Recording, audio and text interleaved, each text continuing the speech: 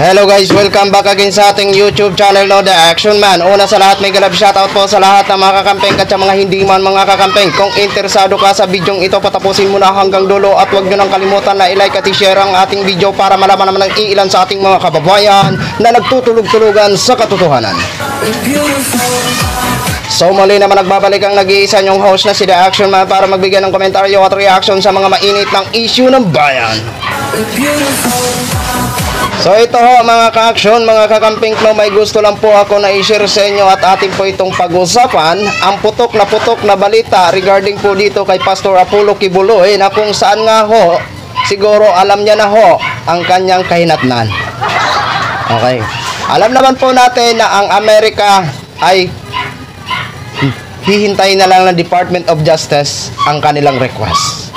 Kasi yung nasabing arrest warrant ng Amerika laban dito kay Kibuloy ay naka-ready na. At handa na i-turn over ng Pilipinas ito si Pastor doon sa Amerika. Kaya siguro naisip ni Pastor na may paglalagyan na siya at malapit na siya i-turn over ng Pilipinas. Eto nagtalaga na siya ng bagong administrator ng kanyang kayamanan. Alam nyo ba kung sino ang naano? Alam naman po natin at putok na putok ang balitang ito. Walang iba kung hindi ang kanyang best friend na si Duterte o Digong na tinatawag. Itinalaga siya bilang isang pamamahala ng mga ari-arian ni Pastor. O ay alam na siguro ni Pastor na mukhang hindi na siya makakabalik ng Pilipinas. Mukha yatang doon na siya manirahan sa Amerika. Ito po mga ka-action, may banat din at hindi rin nakaligtas ito si Digong kay Attorney Laila de Lima mga ka-action. Ito po, panoorin po natin ang eksena. Sa kapapasok lang na balita, itinalaga bilang bagong administrator ng mga ari-arian ng Kingdom of Jesus Christ ni Pastor Apollo Kibuloy si dating Pangulong Rodrigo Duterte. Yan ang inanunsyo ng media arm ng pastor na Sunshine Media Network Incorporated o SMNI ngayong umaga. Pero wala pa silang ibang nilalabas na detalye. Bago ang appointment, kilala ng malapit kay Duterte si Kibuloy na nagsilbi pang spiritual advisor niya noon sa palasyo. Nataon din ang pagtalaga kay Duterte dahil ipinag-utos pa lang ng korte sa Amerika na buksan na ang nakabimbing arrest warrant laban sa pastor.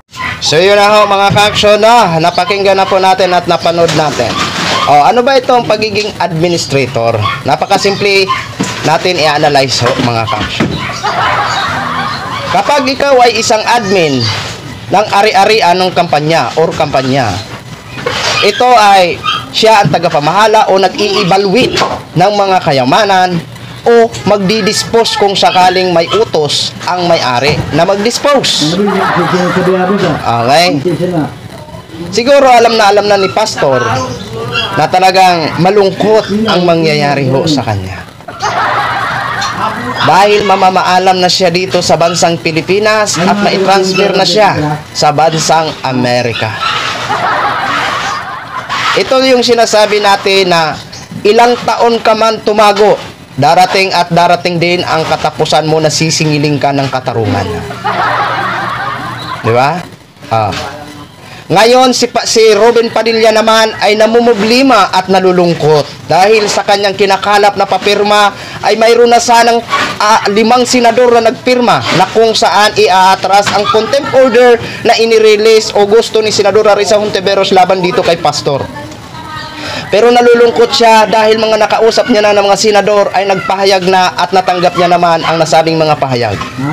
At imbis na 5, naging 4 na lang dahil sa pag-withdraw o pagbawi ng perma ni Senator J.B. Ejercito. Di ba?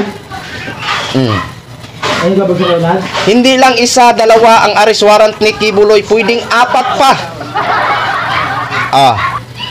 Makaligtas ka man dito sa Pilipinas, sa 3 arrest warrant sa'yo, siguro, isa dyan, hindi ka makakaligtas. Di ba? Ito po mga ka-action, may banat si Laila de Lima dito kay Digong ho, mga ka-action, na kung saan italaga nga ito si Duterte bilang isang administrator ng kayamanan ni Pastor Kibuloy. Ito po. Ayan. Babasahin ko na lang at mag-atas sa screen. Ano yan? Question mark. para ayusin, pagtakpan at madispose na yung mga kayamanan at ari-arian niya na malamang ipinatago niya sa KOGC at kay Kibuloy. Yun po ang simpleng message, pero patama po yun kay Duterte. Diba? Hindi ko sinasabi na totoo ang sinasabi niya, ha? Basta kay binasa ko lang ang banat niya dito kay Digong. Diba? Ilang days na lang, 7 days na nagrarally ang mga miyembro ng KOGC sa EDSA.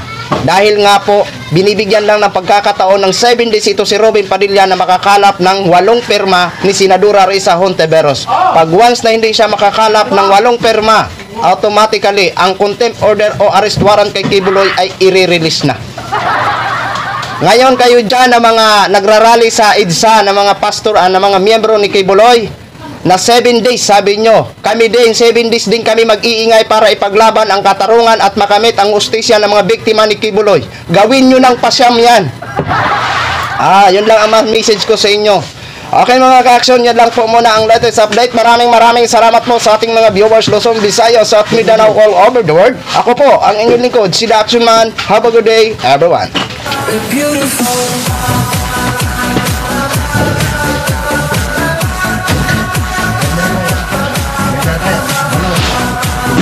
Ito bigyan.